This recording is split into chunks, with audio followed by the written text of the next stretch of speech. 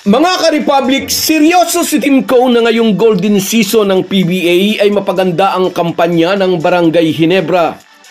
Dahil conflict sa kalendaryo ng PBA ang schedule ng SEA Games, mas pinili ni CTC ang Ginebra at ipinaubaya muna kay Norman Black ang pag-coach sa ating national team sa SEA Games na gaganapin sa Thailand sa darating na buwan ng Disyembre. Matagal-tagal na ring hindi nakakasungkit ng championship ang Ginebra, kaya naman gusto itong matutukan ng husto ng American mentor. At sa tulong ni Al Francis Chua na team governor ng Gin Kings, itatry nilang hanapan ng solusyon ang malaking void na iniwan ng biglaang paglayas ni Jamie Malonzo. Pag-uusapan po natin yan, pero bago ang lahat ay maglalambing po ako sa inyo na isubscribe ninyo itong ating channel at kung di masyadong makakaabala ay i-like at paki-share na rin ninyo. Malaking bagay po yan sa aming mga vlogger. Maraming salamat. Mga ka-Republic, matagal-tagal na ring hindi nananalo ng kampyonato ang Barangay Ginebra. Ang pinakahuli ay noon pang January 15, 2023 nang talunin nila ang Bay Area Dragons 114-99. Si Christian Standhardinger ang tinanghal na Finals MVP sa Championship Series na iyon. Pero simula nang mawala sa Gin Kings ang Phil German Bulldozer sa paghina ng kanilang frontcourt ay naging mailap na rin ang kampyonato.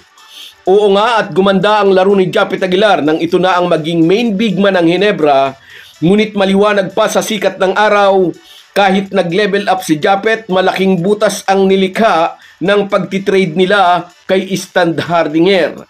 Hindi sapat na nakuha nila si Troy Rosario, nadali pa rin ang talk and text na former team ni Rosario ang Ginebra sa dalawang championship series, sa Governor's Cup at Commissioner's Cup sa nakaraang Season 49. Alam ni na Coach Tim Cone at Al Francis Chua na disappoint nila ang mga fans ng Ginebra. Marahil ay isa ito sa mga dahilan kung bakit ipapaubaya muna ni Tim Cone ang coaching duties ng Gilas kay Norman Black. Conflict daw kasi ang petsa ng SEA Games sa kalendaryo naman ng PBA. Magrara ng SEA Games from December 8 to 20 na sakto naman tumatakbo pa rin ang Philippine Cup sa PBA. Isa pang rason ng di pagko-coach ni Tim Cone ngayong SEA Games ay dahil marami sa kanyang mga players na ginamit sa Asia Cup ay hindi magiging available. Mahihirapan daw siyang bumuo ng isang kupunan without the original members of Gilas men's team. Tapos ay isa-isa niyang ituturo ang prinsipyo ng triangle offense. Salamat naman at isang napakahusay na coach din ang napisil ng SBP para palitan si Tim Cone. Walang iba kundi si Norman Black. Para sa akin, pabor sa kupunan ng Ginebra na hindi muna sasabak si Tim Cone sa SEA Games at hayaan muna si Coach Norman na ipagtanggol ang korona ng Pilipinas. Malaking bagay ito para sa kupunan ng mga mag-aalak at sa kanilang mga fans na nagnanais makita ulit ang Ginebra na mag-champion.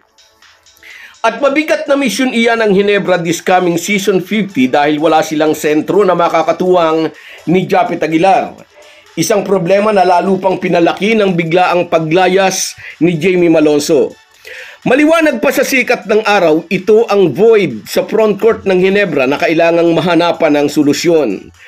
Wala namang problema sa backcourt positions ng Ginebra. Nariyan sina RJ Abarrientos, Scottie Thompson at ang backup na sina Maverick Missy at Nards Pinto, kasama sina Stephen Holt at Jeremiah Gray. Sangayon sa ating source, tahimik nang kumikilos si Al Francis Chua.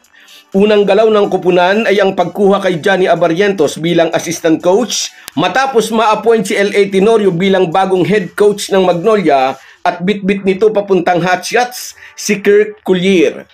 Ngayong nasa Ginebra na si Johnny Abarrientos bilang assistant coach, matututukan nito ang pamangking si RJ Abarrientos. At siguro'y maituturo ni Flying A kay RJ ang pagiging mahusay ding defensive player na gaya ni na Mark Barroca at Gio Halalon na matagal minentor ni Flying A.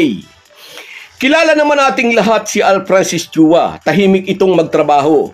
Baka isang araw ay gulatin na naman tayo ng isang trade acquisition upang mapunan ang void sa frontcourt ng Barangay Ginebra.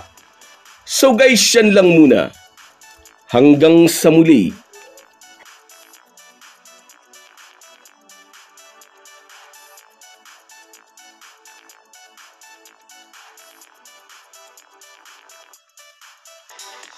Kahit gaano po tayo kabisi ay huwag po nating kalimutan ang ating buhay espiritual.